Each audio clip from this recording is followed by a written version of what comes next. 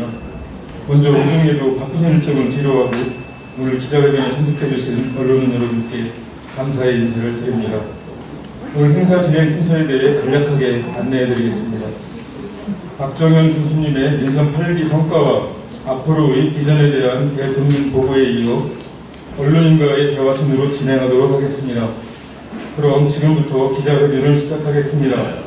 박정현 교수님께서 민선 8기 2주년을 맞이해 그동안의 성과와 앞으로의 중점 신방향에 대한 발표가 있으시겠습니다. 교수님, 앞으로. 언론인 여러분들 반갑습니다. 이게 비가 오늘 많이 왔습니다. 충남 15회 시장군수하고 지사님하고 오늘 비 관련해가지고 긴급 회의도 했었는데요. 부여가 비가 제일 많이 왔습니다. 그래서 지금 이제 약간 소강 상태로 들어갔는데요. 이렇게 많은 비가 오에도 불구하고 우리 부여 분쟁에 관심을 가져주시고 오늘 민선 8기 2주년 기자회견에 많은 언론인들께서 와주셔서 고맙다는 말씀 드립니다. 예, 다들 반갑습니다.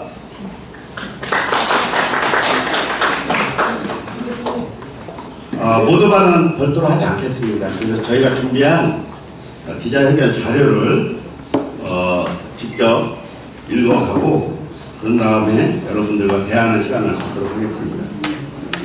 존경하는 국민 여러분 그리고 언론인 여러분, 함께 만드는 더 큰 부여를 분정 비전으로 삼고 출발한 민선 8기가 어느덧 2주년을 맞았습니다.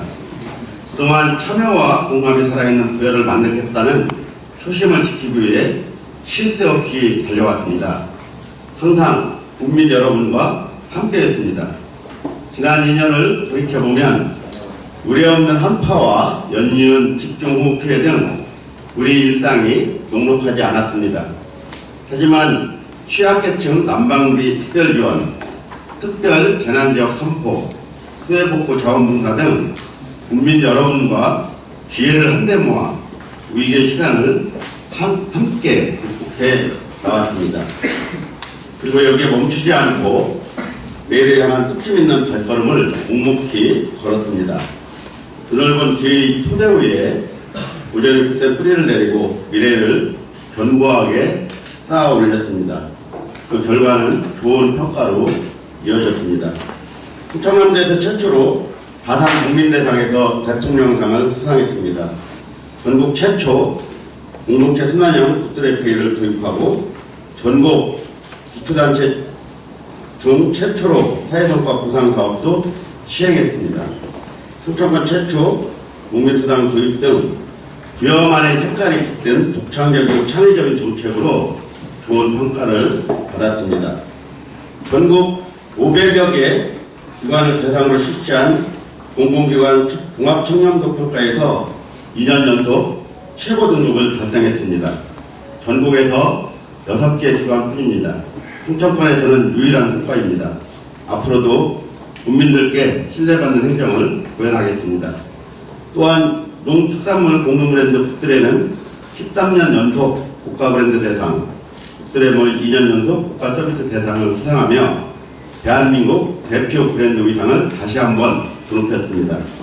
이렇게 대회기관 평가뿐만 아니라 처음 취임 시 국민들께 약속드린 분정 6대 평가 목표 분야에서도 다양한 성과를 이뤄냈습니다. 첫째, 지방소멸 가속화에 따른 농업구조 변화에 선제적으로 대응했습니다. 100억 원 규모의 청년 맞춤 임대형 스마트팜 단지 조성사업 공모에 선정을 했습니다. 스마트팜 창업을 고민하는 청년들에게 시설 투자에 대한 부담을 줄이고 영농 경험 기회를 제공해 청년들의 농업 진입 문턱을 낮추었습니다. 스마트팜 단지 연차별 조성 사업도 7개 기구의 단계별 조성을 추진하고 있습니다. 더불어 실습농령과 기술교육센터 등 함께 조성해서 첨단농업, 인력 양성 등을 집약화한 전국 최대의 스마트팜 혁신도시를 구축하겠습니다. 중소농 고령농을 위한 정책도 마련했습니다. 맞춤형 소형 농기계 보급을 확대해서 노동력 절감 및 농가소득 증대를 도모했습니다. 또한 지속가능한 농업발전을 위해 내외국인 인력수급 시스템을 마련했습니다.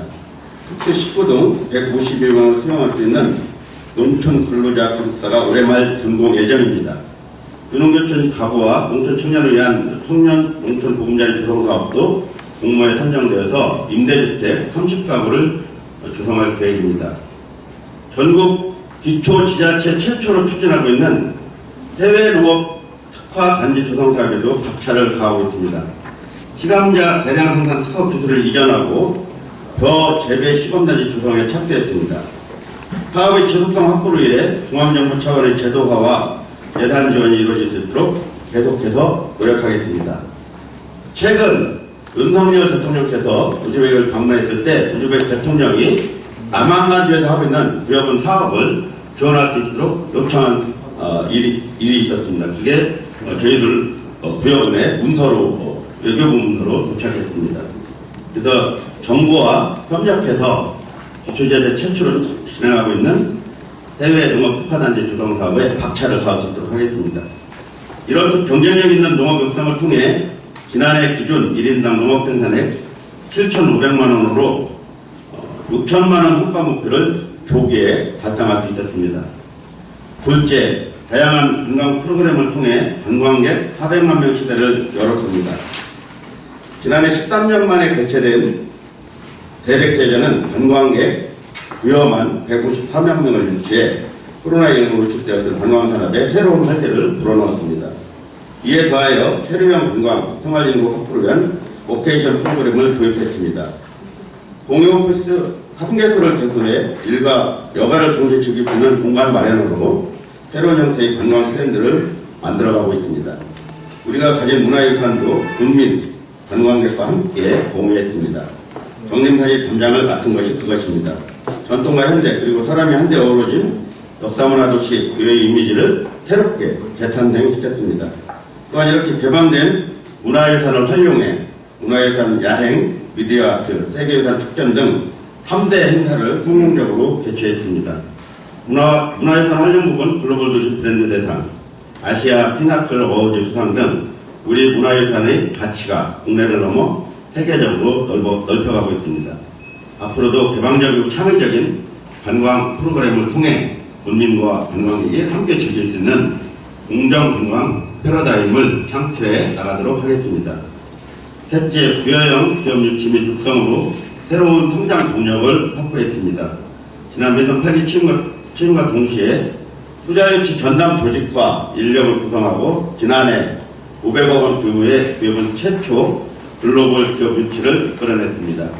현재 토지 건물 매입으로 1차 155억 원 투자를 완료했고 공장, 근로자 기숙사 신설을 위해 순차적인 투자가 진행될 예정입니다. 국외 우량기업 유치와 더불어 올해 국내 기업 투자 협약을 체결했습니다. 주식회사 대우는 2027년까지 430억 원을 투자해 8,400평 부지 조성 및 공장 신설을 통해 80여 명의 신규 고용을 창출할 예정입니다. 부여군 경제 성장의 기반이 될 일반 산업단지는 사전 행정 절차를 완료하고 올해 하반기 착공에 들어갑니다. 적극적인 투자 유치, 기업 판단을 통해 MOU 체결 및 투자 의향을 확인해 준공 전 분양 완료를 기대하고 있습니다. 부여 일반 산업단지와 은산 2 산업단지를 연계하여 기회발전 특구 지정도 추진하고 있습니다. 현재 추천함대에서 평가한 후보지로 선정되어 1차 관문을 통과한 상황입니다. 우리 군의 신성장 동력이 될 수 있도록 최종 선정까지 총력을 기울이도록 하겠습니다. 질 높은 일자리도 대거 창출해 지역경제에 활력을 불어넣었습니다. 지역 여건에 맞는 상생협력 일자리 컨설팅 지원, 사회적 경제 협업체계 구축을 통해 2023 전국 지방자치단체 일자리 대상 목표 공시제 부분에서 최우수상을 수상했습니다. 공동체 상생순환형 지역학교 국대대회는 지역사랑 상품권 우수사회 평가에서 대통령상을 수상했습니다. 지역경제 활성화 정책의 본보기가 되고 있습니다. 단순한 경제 수단을 넘어 생활 플랫폼으로 자리 잡을 수 있도록 직거래 플랫폼과 AI 기능을 구축하는 고도화 작업도 추진하겠습니다. 지난해부터 시행한 고향사랑 기부금은 2023년 2,335명이 구호해 주셔서 3억 2천만 원을 모금해 목표액 1억 원을 초과 달성했습니다. 기부자와 수혜자가 모두 공감하는 기금 활용 사업을 별도로 추진하겠습니다. 넷째, 지속 가능한 내일을 위한 견고한 초석을 다졌습니다.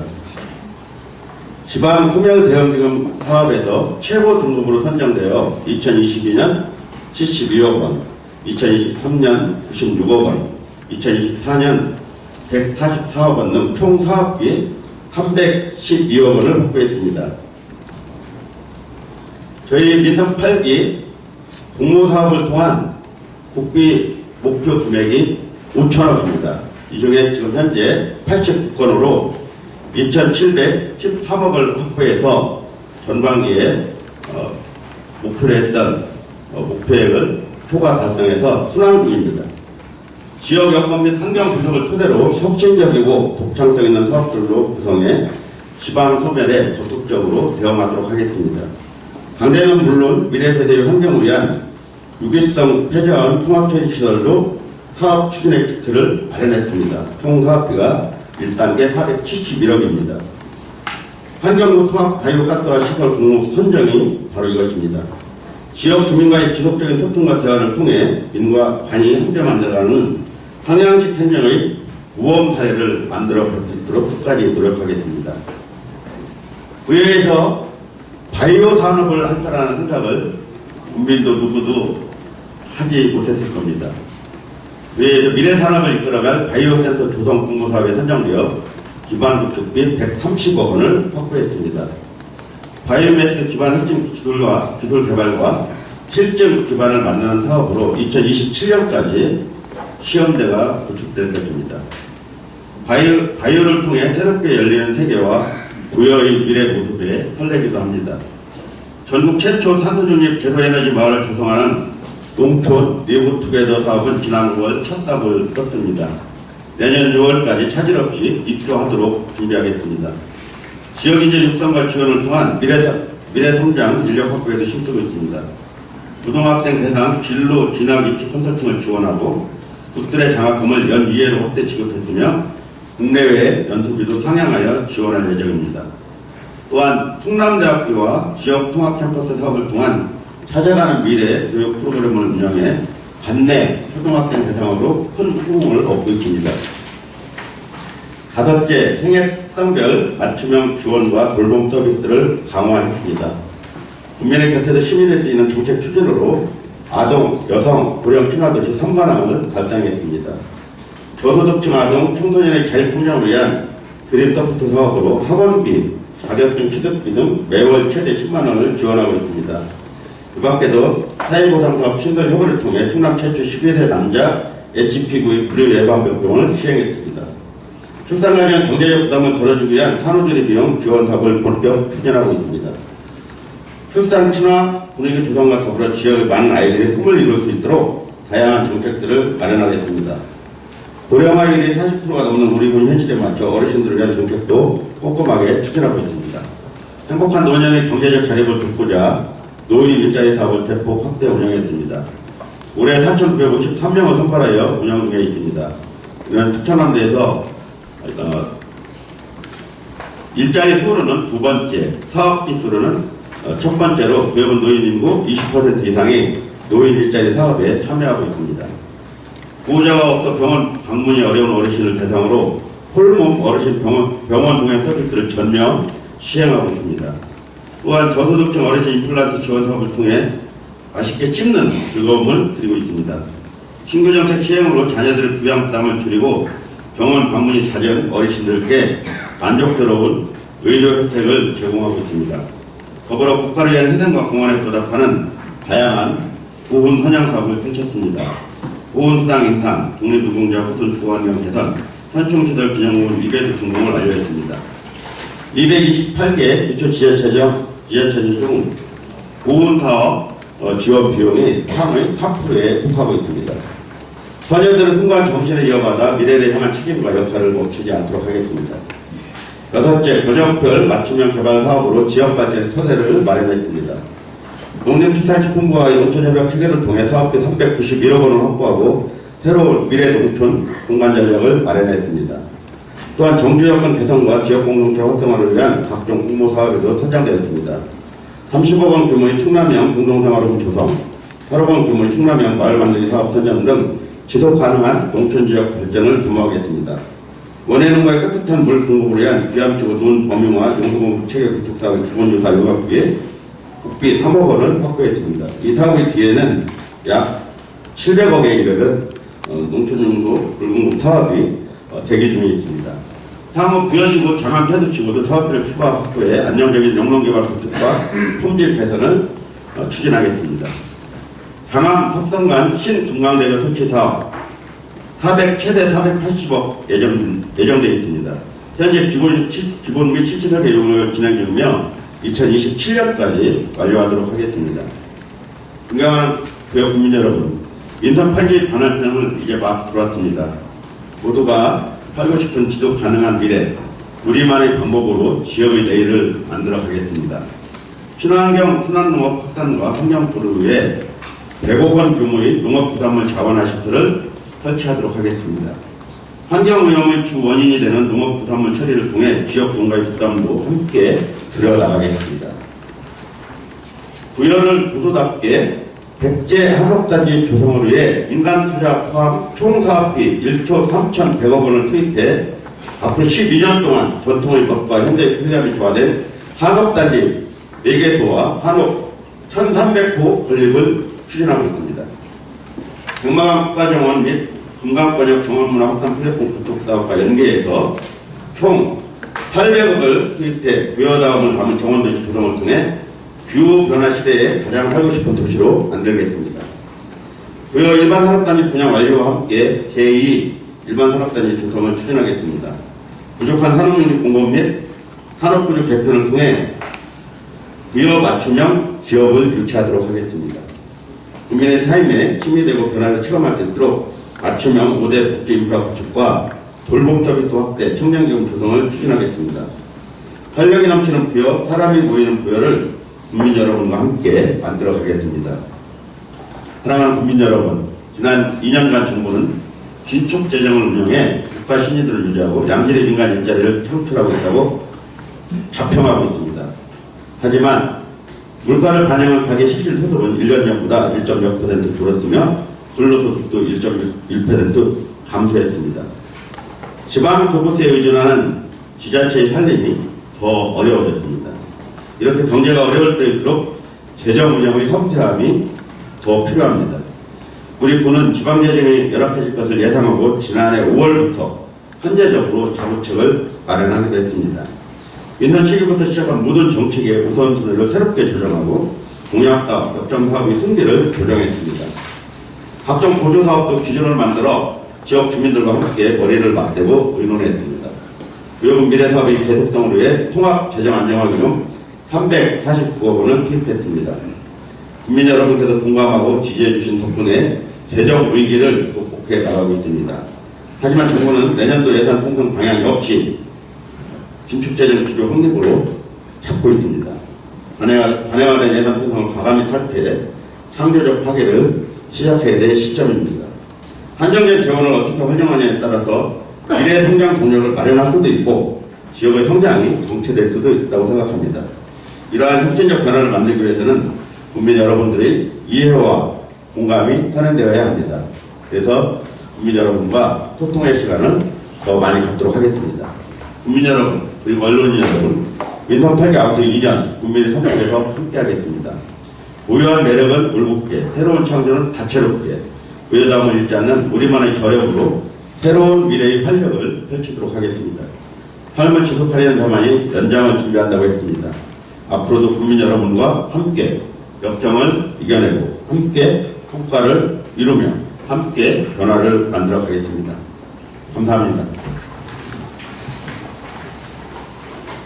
정 교수님의 발표가 있으셨습니다. 지금부터 질의응답 시간을 갖겠습니다. 질의하실 분은 손을 들어주시고 지명을 받은 후 언론 사명과 성명을 말씀하시고 질의해 주시면 감사하겠습니다. 시간 관계상 서사는 생략하고 요점 위주로 당부드리겠습니다.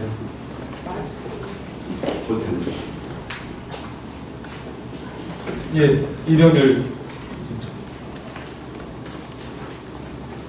안녕하십니까. 아시아경제 이병렬 기자입니다. 내년도 정부에서 교부세 전국적으로 1조 6천억 원의 교부세를 삭감한다는 얘기가 나오는데요. 그럼 여기 부여금뿐만 아니라 각 전국에서 지자체에서도 재정이 여기도 나와 있지만 재정이 많이 어려울 거로 예상이 되는데 내년도 예산 편성 주요 사업에 대한 주요 정책에 대해서 어떻게 진행하실 건지 여기 대해서 여쭙습니다. 기자회견 내용 말미에 말씀을 드리긴 했습니다만 구체적으로 말씀을 드리지는 않았습니다. 김병렬 기자님께서 말씀을 해주셨는데요. 그렇습니다. 작년에 재작년에 경기가 안 좋아서 작년도 예산을 편성할 때 지방교부세 내려와야 될 부분 중에 11조 원이 내려오지 않았습니다. 최종적으로 부여는 402억이 내려오지 않았습니다. 작년도 올 2월 달에 발행한 기재부의 재정 공약을 보면은 올해 정부가 작년이죠. 올해 이제 그게 확인된 겁니다. 2월에 85조가 적자 났습니다. 중에 세수를 받지 못해서 적자 난 부분이 59조, 그 다음에 법인세 감면 등으로 또 적자가 더 늘었습니다.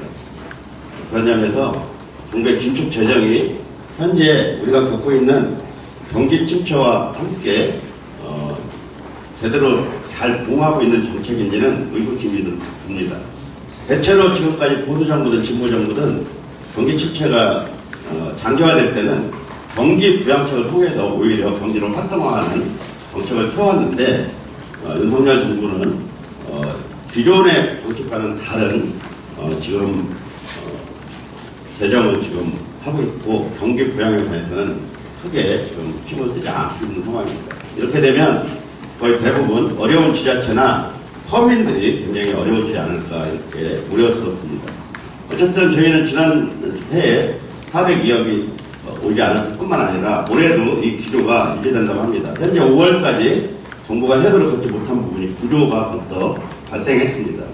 앞으로 하반기까지 이어지게 되면 올해도 세수가 굉장히 많이 감소되고 그에 따라서 내년도 예산 중 지방교부세가 많이 줄 것으로 예상하고 있습니다. 그에 따라서 우리 부여금도 장기적인 사업 또는 당장 필요하지 않은 사업 또는 헌신성 사업 이런 사업들을 좀 줄이고 전략적으로 우리가 꼭 해야 될 사업을 중심으로 불가피하게 긴축 재정을 쓸 수밖에 없습니다. 현재로서는 작년엔 여기서 말씀드린 것처럼 통합 안정화 기금을 썼습니다. 근데 지금 저희 앞으로 문화예술 교육공학 사원도 본격적으로 착공에 들어가기 때문에 기존의 교부세를 어떻게 쓰느냐에 따라서 우리 부여분의 분양 살림이 굉장히 나빠질 수 있습니다. 그렇지만 현재까지는 빚을 얻어서 살림을 할 생각은 없습니다. 빚 없는 속에서 나름대로 전략적으로 허리띠를 졸라맬 수밖에 없습니다. 이상입니다. 전재욱 기자님. 정천매를 전재욱 기자입니다. 민선 8기 증가시 축하드립니다. 저 다름이 아니고 지금 시골에는 잘 알다시피 마땅한 병원이 없습니다. 예?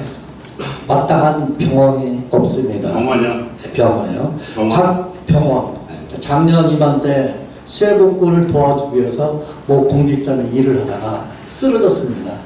쓰러진 상태에서 119센터에서 오면은 우선 어디부터 가냐면은 지역에 있는 병원부터 갑니다. 지역에 있는 병원 가면은 의사가 솔직히 실력이 없는 사람들이 많습니다. 그 사람이 다른 판단해갖고 일을 하고 왔기 때문에 땀을 많이 흘려서 왔기 때문에 하루 링기로 한번 막 그냥 보냅니다. 영양제를. 그런데 그 시간에 뇌출혈이 일어나는 걸 발견을 못합니다. 그럼 집에 가서 하루 잤다가 그 다음날 늦게 발동해갖고서나 대전병원이나 서울병원을 갑니다. 그럼 뇌압 때문에 수술을 못합니다. 그래서 죽었습니다. 그러면 119센터에서는 이제 어떻게 해야 되냐. 물어보면 현재 무조건 지역에 있는 병원부터 가는 게 아니고 최소한 전국 최초로 119센터 자체 지자체의 협조 아래 논산이 아니고 대전 정도 병원은 가야만이 되지 않겠냐. 희망이 하면 가족이나 본인이 대전 갑시다. 부여있는 병원 가면 그 순간 불도는 시간 놓칩니다. 그래서 정부 최초로 기자재 예산을 좀 늘려서라도 119센터가 협약해서 부여부터 국민을 살리자 해서 대전 병원 정도는 원하면 갈 수 있게끔 그런 시스템을 한번 마련했으면 한다는 생각이 들어가서 부여 국민 생명을 한번 보호 차원으로 이렇게 말씀을 드립니다. 예, 아주 좋은 말씀 고맙습니다. 사실은 부여뿐만 아니라 농촌 지자체가 공통적으로 겪고 있는 문제가 의료 서비스가 굉장히 부족한 문제입니다. 실제로 우리 부여 같은 경우는 응급병원이 관양대 부여병원 한 곳밖에 없습니다. 근데 연 인원이 16,500명이 이용하고 있습니다. 실제로 여기서 응급처치 없이 대전이나 천안에 경북대병원까지 가려면 거의 가는 도중에 사망하게 되어 있습니다. 그래서 응급병동을 유지하려면 의사가 최소한 2명과 간호사가 12명 정도 필요합니다. 연간 들어가는 비용이 장비 외에도 인건비로만 한 10억 정도 들어간다고 합니다. 최소한. 또 계속 적자이기 때문에 운영할 수가 없어서 현재 부여군에서 지원하고 있습니다. 그렇게 하고 있기 때문에 얼마나 농촌 지역의 의료 서비스 체계가 열악한지 누구나 다 알고 있는 상황입니다. 그래서 앞으로도 저희들이 119센터뿐만 아니라 좀 더 우리 국민들께서 의료 서비스를 잘 받을 수 있는 여러 가지 방안을 지금 고민 중에 있는데요. 그 중에 하나가 관양대 부여병원 안에 소아과를 만드는 방법도 지금 논의하고 있습니다. 뿐만 아니라 지금 전재욱 기자님께서 말씀하신 그런 비상시 의료 응급 시스템을 함께 고민해서 적절하게 우리 국민들께서 편리가 의료 서비스를 받을 수 있도록 그렇게 좀 더 세심하게 교육을 해오도록 하겠습니다. 지금 사실은 관양대 부여병원에서 소아과 병동뿐만 아니라 장비, 지금 말씀하신 뇌출혈이 일어났을 때 빨리 확인할 수 있는 장비나 이런 것들을 지금 저희들에게 요청을 하고 있습니다만 저희 예산상 지금 결정을 못하고 있습니다. 이번 기회에 좀 더 자세히 들여다보고 국민들의 의료 서비스에 즉각적으로 대응할 수 있는 시스템을 갖추도록 하겠습니다. 고맙습니다. 예, 김갑수 본부장. 네, 농해수청 김학수입니다. 두 가지인데 충남도가 추진된 광역모빌리지원센터가 지금 제가 어쩜 재검토되고 있는 걸 알고 있는데 어떻게 대응하실지 궁금하고, 두 번째는 혁신도시 특별법 개정을 통해서 혁신도시 지정이 되지 않은 지역에 대해서 공공기관 유치가 가능할 수 있도록 노력하고 계신데 그 부분은 어떻게 진행되고 있는지 궁금합니다. 광역 먹거리 통합지원센터는 양성조 기사님 때 충청남도 공모사업으로 시작이 됐습니다. 그때 9개 시군에서 공모에 참여해서 부여군이 1등으로 선정이 됐는데요. 사업 비용은 약 200억이었습니다. 그런데 이 사업이 선정된 이후에 일부 농촌 지역의 도의원님들을 중심으로 광역먹거리 통합지원센터의 불가함을 도 집행부에 계속 요청을 했고 이 사업이 필요가 사실상 필요하던 상황에서 최종적으로 김태흠 도정 이후에 이 사업이 백지화 됐습니다. 그 이유는 15개 시군의 로컬푸드를 중심으로 식자재가 먹거리가 학교나 공공기관에 납품되는데 부여에다가 광역 먹거리 통합지원센터를 두게 되면 나머지 14개 시군이 거기서 사업하던 기존의 사업들이 손해를 볼 수 있다는 인식이 생겨난 것이 그 바탕에 깔려있는 거 아닌가 이렇게 생각을 합니다.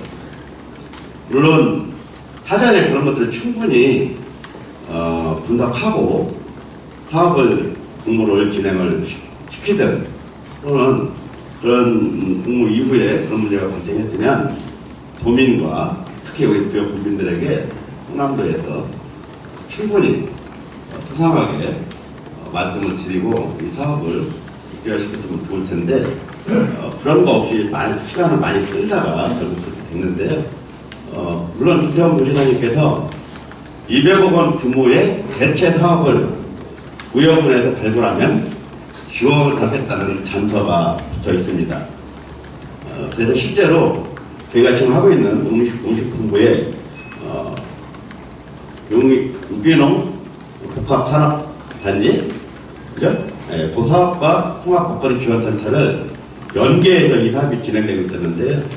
지금 저희들이 발굴하고 있는 사업도 농산물 유통과 관련한 사업 쪽으로 지금 초점을 잡고 현재 그들의 경영과를 중심으로 200억 원 규모의 대체 사업을 지금 마련되어 있습니다. 그래서 광역 먹거리 통합 지원센터는 여러 가지 여건상 철회됐지만 충청남도와 여러분이 200억 원 규모의 농산물 유통과 관련된 사업을 지금 만들어가고 있다, 이런 말씀 드립니다. 혁신도시 기회발전 특허야 혁신도시야. 혁신도시 특별법 개정에 대해서 지금 이번 22대 국회에 좀 기대를 걸 수 있을까 생각을 하고 있습니다만, 아시는 것처럼 정부 공기업이 지방으로 내려갈 공기업이 120여 개가 남아 있습니다.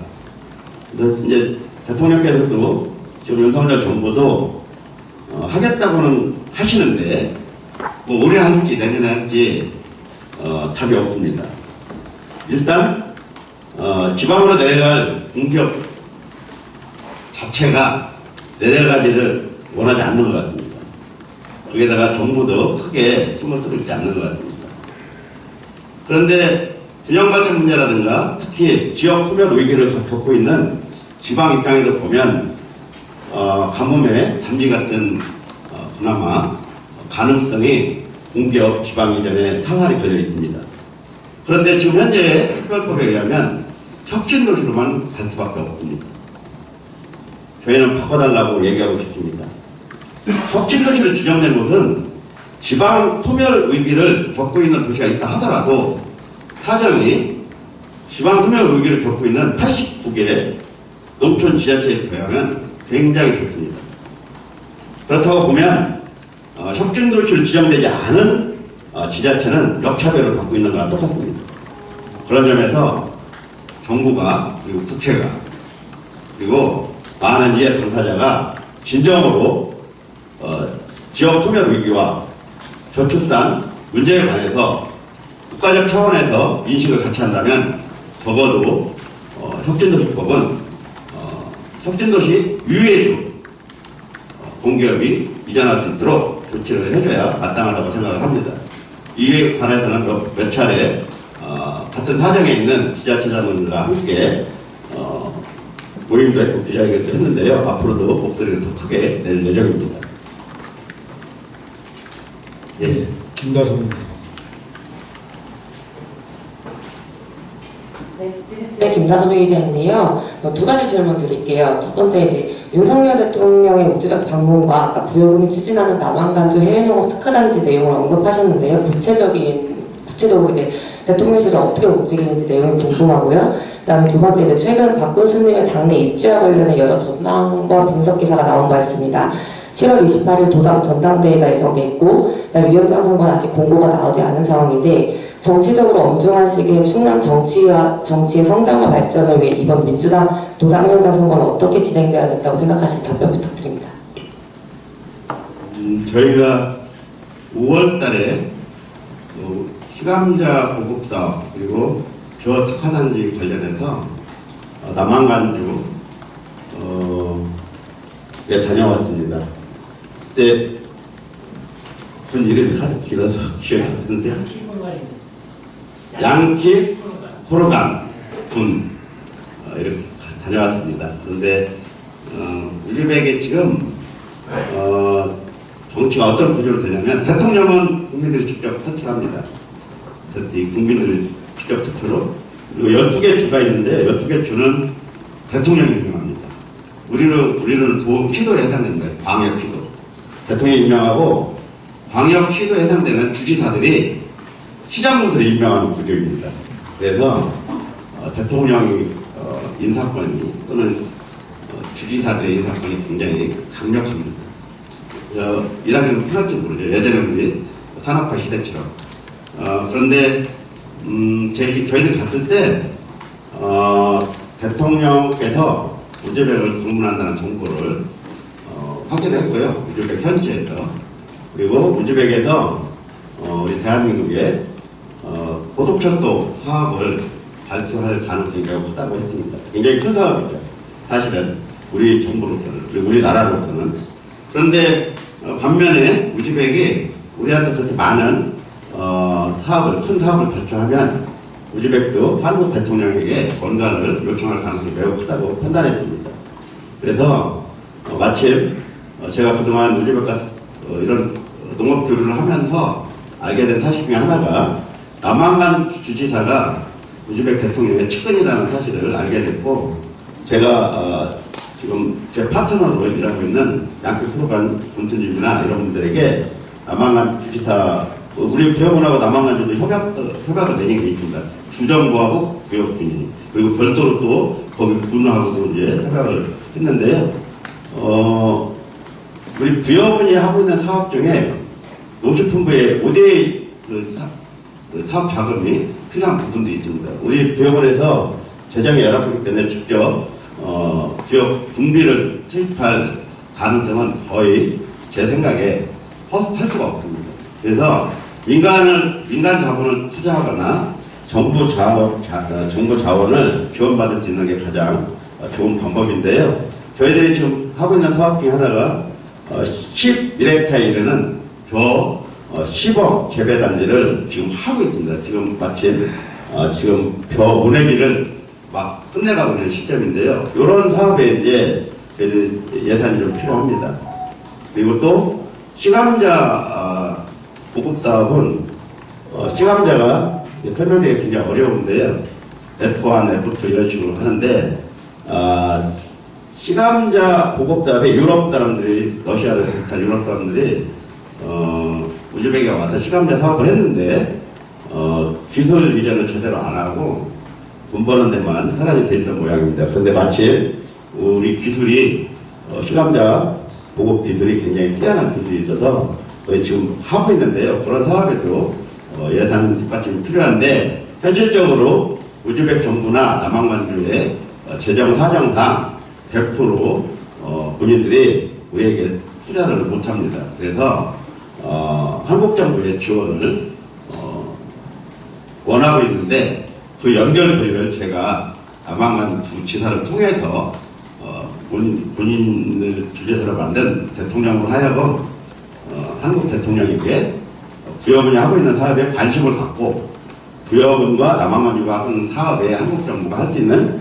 지원을 요청하도록 제가 일을 만들었습니다. 그런데 그게 잘 되어서 우즈벡 대통령이 한국 정부에 요청한 사업이 아주 여러 개 있는데, 그 중에 제가 요청한 사업 4개가 뽑기에 들어가 있고, 그것을 외교부를 통해서 저희들에게 전달이 되어 왔습니다. 그래서 이 문제를 놓고 중앙부처와 이제 구체적인 협의를 진행할 예정입니다. 그리고 부담이었나 이거는 오늘 인턴 8기 2주년 기자회견과 관련해서 약간 주제가 벗어난 이야기긴 한데요. 그건 궁금하시겠니까 말씀을 드리겠습니다. 저는 기본적으로 민주당 충남도당 지금 총선에 11개 선거구에서 8분이 국회의원이 되셨습니다. 그런데 중앙당이든 국회든 시도당이든 우리나라는 국회의원을 중심으로 하는 원내 정치가 기본적인 구조입니다. 그런데 8분의 국회의원들 중에 충남도당을 이끌겠다는 분이 계시면 제가 굳이 나설 일은 아니겠지만, 원외 인사가 나신다면 추대나 그런 거는 당원 주권 시대에 맞지 않기 때문에 당연히 공개 경쟁을 통해서 우리 민주당 충남도당의 지도자를 당원이 선출해야 된다, 이런 생각이 기본적인 제 인식입니다. 그런 차원에서 저는 지금 현재는 지역위원장도 아니고 국회의원도 아니지만 국회의원 1명, 시장부 1명, 그다음에 지역구 도의원이 1명이 있을 때부터 민주당이 입당해서 지금 16년째 당원의 한 사람으로 지금 활동을 하고 있는데요.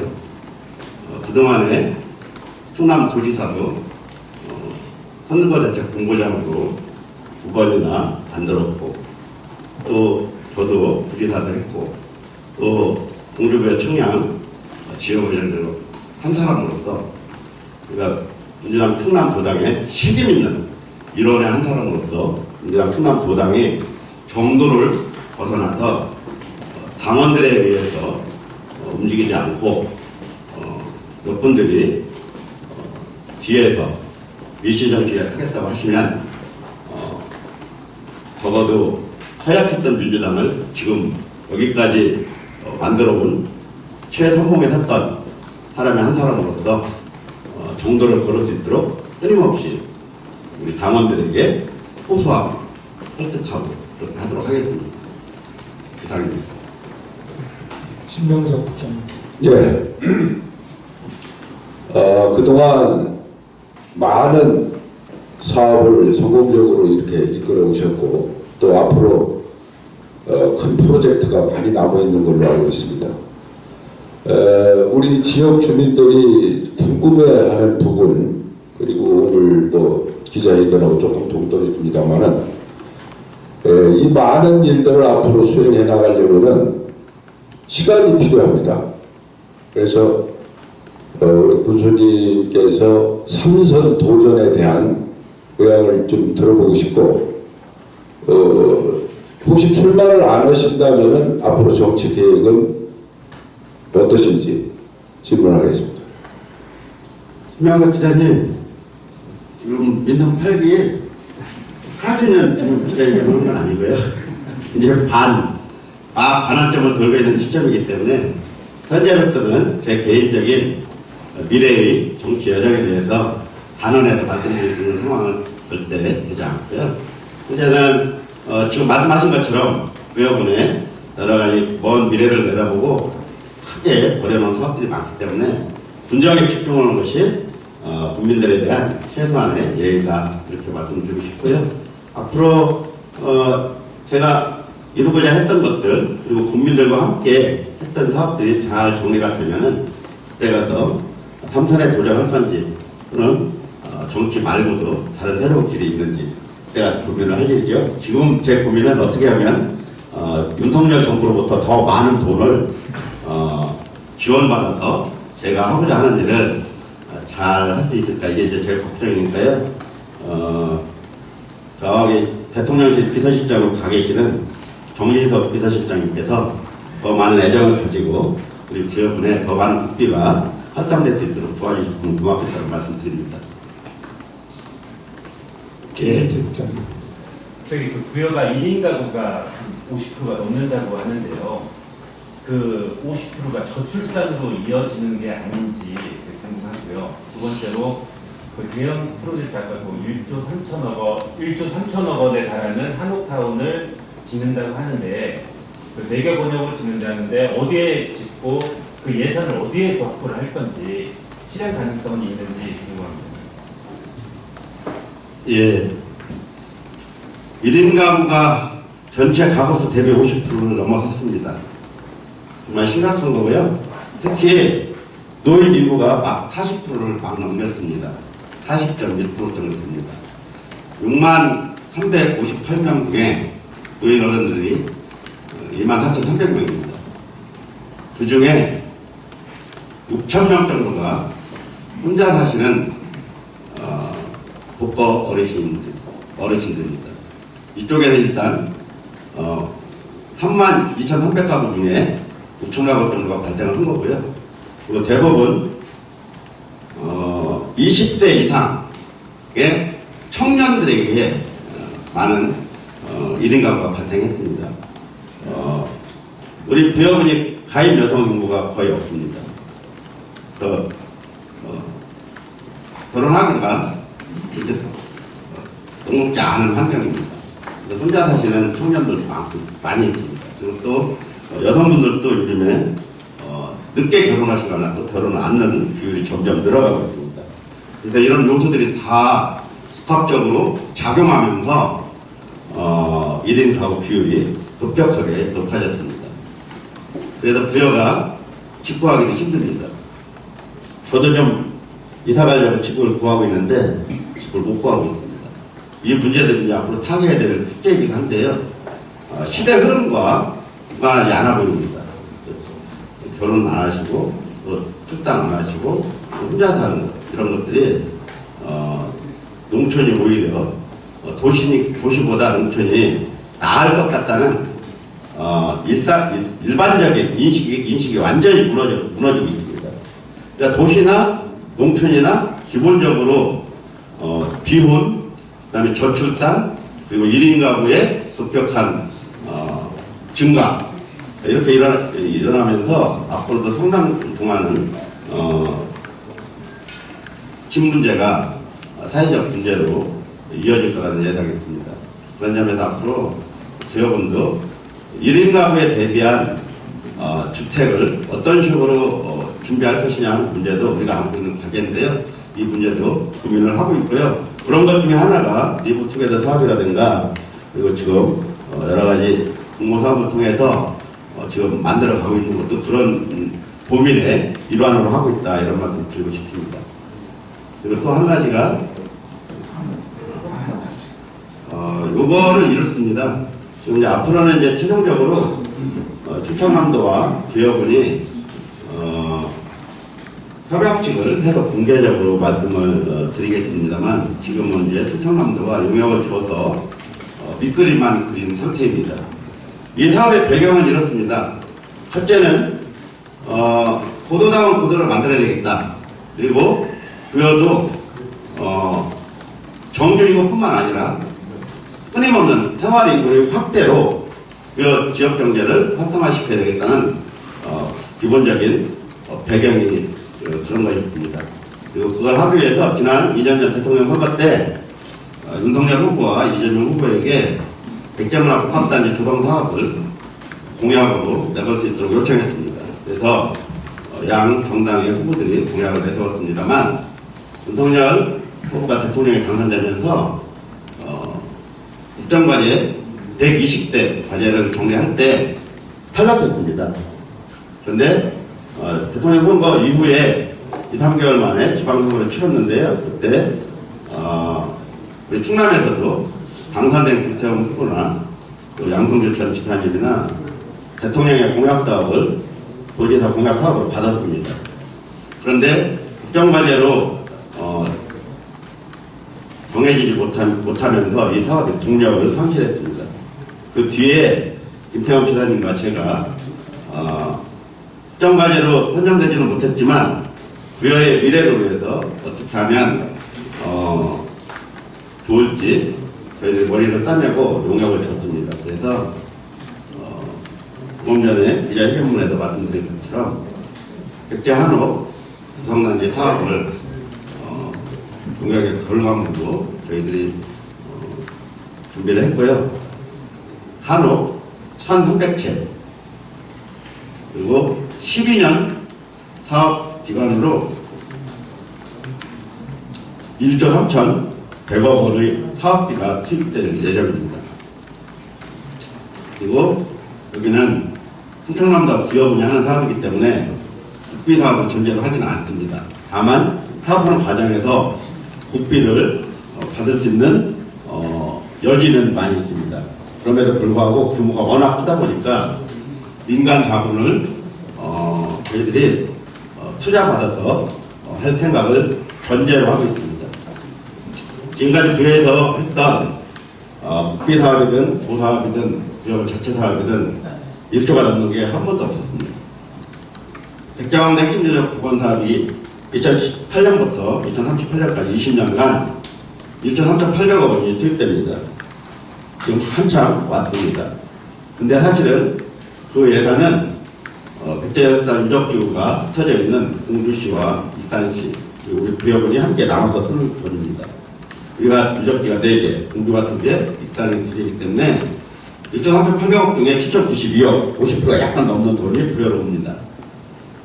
그러니까 단일 사업으로 1조가 넘는 사업은 부여군에서 최초로 지금 준비하고 있는 사업입니다.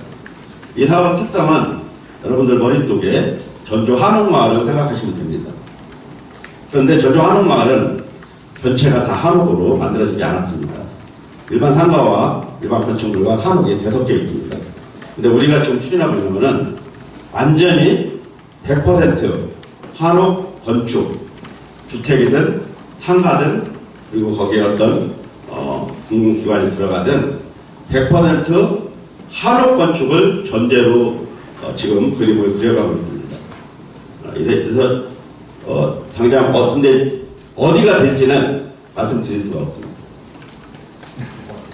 아니요, 일단 확정은 안 됐고 또 확정됐다 하더라도 부동산 투기나 이런 것들이 일어날 가능성이 커서 우리 직원들한테도 말씀 안 했습니다. 내용은 있는데 위치는 아직 말씀 안 했습니다. 이거는 조금만 더 기다려 주시면 충청남도와 저희들이 협약식을 맺고 이 사업이 확정되면 그리고 그 장소가 결정되면 그 지역을 토지거래 허가 규제 지역으로 묶어놓으면 부동산 투기는 일어나지 않을 겁니다. 그때까지 얼마 남지 않은 것 같습니다. 이 사업은 제가 군수로 제가 시작하지만 이 사업을 종결할 수 있는 분들은 제 다음에 오시는 분이나 그 다음에 오시는 분이 종결하지 않을까 이렇게 생각합니다.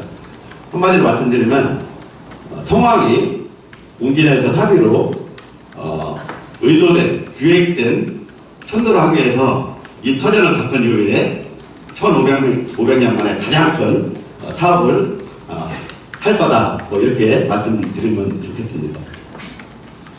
이상입니다. 예, 시간이 지금 다 되어가고 있는데 두 분만 더 받을까요? 김경태 기자님. 뉴델리 김경태 기자입니다. 저는 이 가벼운 질문을 좀 드릴게요. 다른 게 아니라 부여에 관련된 브랜드 의미 부여에 대한 제언을 좀 하고 싶습니다. 과거에 부여하면 백마강이 떠올랐고 백마강 안에는 낙하는 슬픈 사연이 있었고 거기에는 삼천동야가 존재했었고 또 한편으로는 따뜻한 것 굿들의 나루타라고 하는 것이 존재가 됐거든요. 그래서 제가 문화를 좀 찾아보니까 임금님이 그 경사진 사찰을 갈 때 추울까봐 그 굿들을 데폈던 그 장소가 돼서 굿들의 선착장인 걸로 알고 있거든요. 또 실질적으로 부여를 생활권으로 두고 계신 분들은 청양 쪽에서는 장평서부터 다 그 나루터를 통해서 왔다 갔다 했거든요. 근데 지금의 이제 21세기의 부여의 굿들의 브랜드가 이제 굿들의로 정립되다 보니까 저는 굿들에 대한 의미 부여가 지금 가장 필요하지 않냐. 아무리 좋은 것이 있다고 하더라도 거기에 대한 의미 부여가 없으면 문제가 되거든요. 그래서 저는 한번 좀 제안을 좀 해보고 싶은 거는 제가 부여를 한 2년간 왔다 갔다 하며 움직여서 보면 대부분 얘기하는 게 과거에 굿들의 선창장을 이용했던 얘기들을 많이 하고 있거든요. 또 그것이 그 명칭이 돼서 결과적인 것 지금 부여의 그 브랜드로도 작용을 하고 있다면 그거를 좀 활용할 수 있는 방안 또 그것이 그 선창장을 제대로만 활용할 수 있다면 예를 들어서 백제 축제할 때 부교들 설치하고 뭐 부시고 뭐 하는 부분들 그 배를 통해서 뭔가 이 그 부교 대신 한다라면 경제적인 의미가 있으면서도 의미 부여가 상당히 크지 않겠냐. 그래서 거기에 대한 이야기에 대한 스토리가 깊게 들어가 있다면 부여 나름대로의 고유한 또 브랜드를 상승시킬 수 있는 계기가 되지 않을까 싶어서 지금 제안을 좀 드려봤습니다. 예,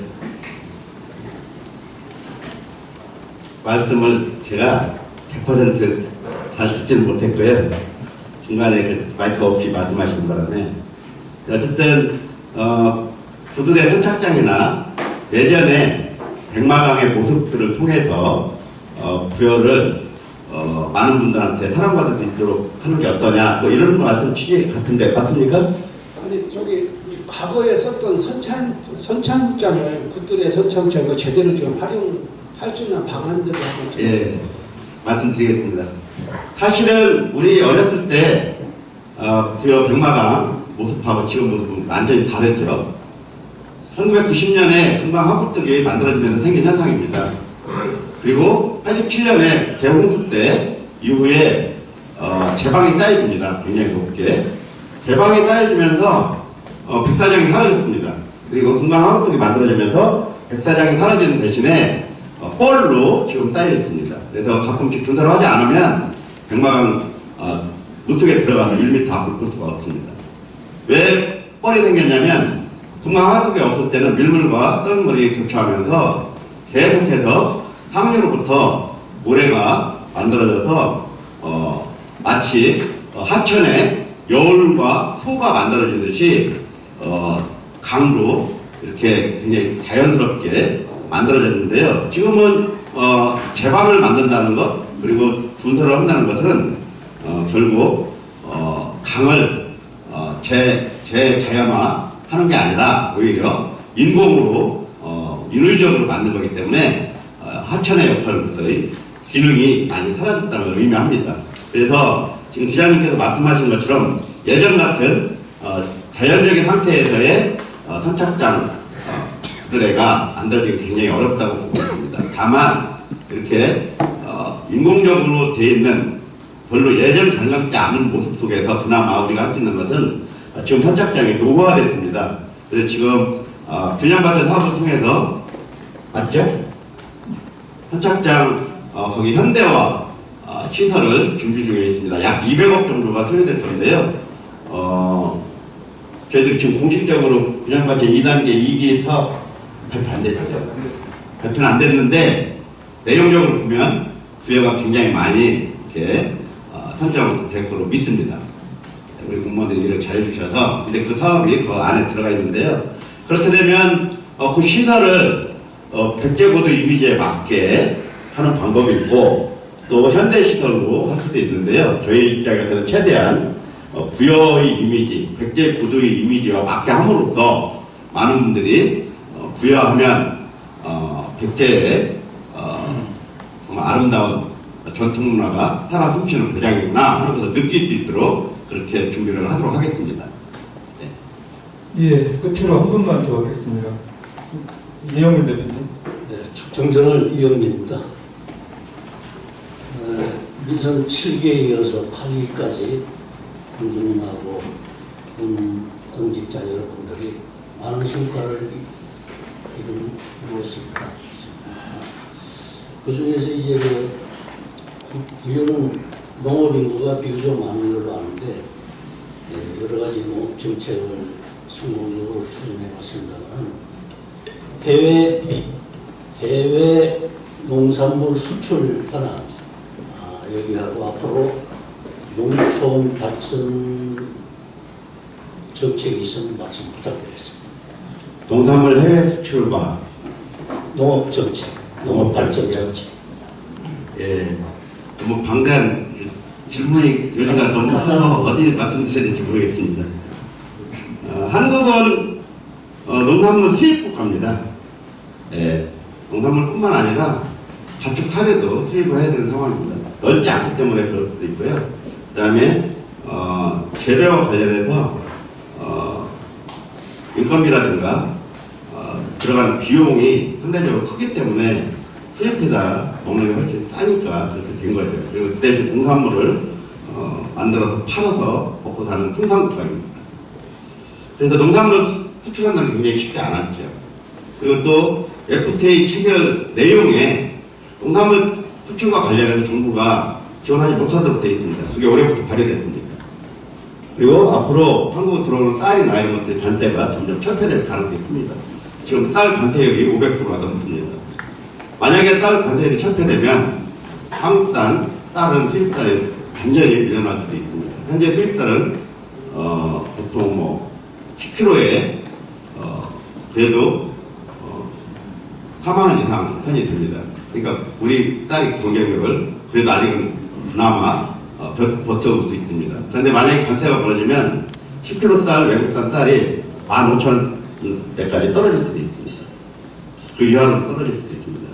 굉장히 심각하죠. 그래서 이제 저희가 고민했던 게 하나가 우리 농민들이 국내에서 농사를 져서 먹고 살기 힘들다면 해외에 농산물 특화단지라든가 전기행기를 만들어서 먹고 사는 방법을 찾아보자. 이게 이제 해외를 진출하게 된 계기입니다.